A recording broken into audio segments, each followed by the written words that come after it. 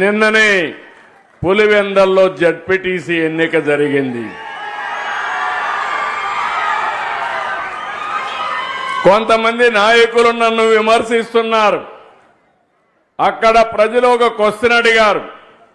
30 సంవత్సరాల తర్వాత ఓటు వేశాను, అందరికీ దండాలు అని ఒక వ్యక్తి బ్యాలెట్ బాక్స్ లో కాగితం వేశాడు. అంటే 30 సంవత్సరాలు అక్కడ ఓటు వేయలా, మొట్టమొదటిసారిగా ఓటేశారు.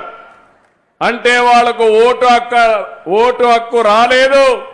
ఈ యొక్క 79వ స్వాతంత్ర దినోత్సవ సందర్భంగా వాళ్లకు స్వాతంత్రం వచ్చిందని మీ అందరికీ విజ్ఞప్తి చేస్తున్నా.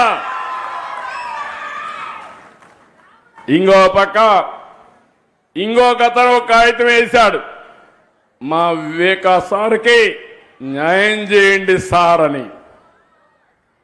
చెయ్యాలనా లేదా న్యాయం? చెయ్యాలా లేదా న్యాయం? నాయకులు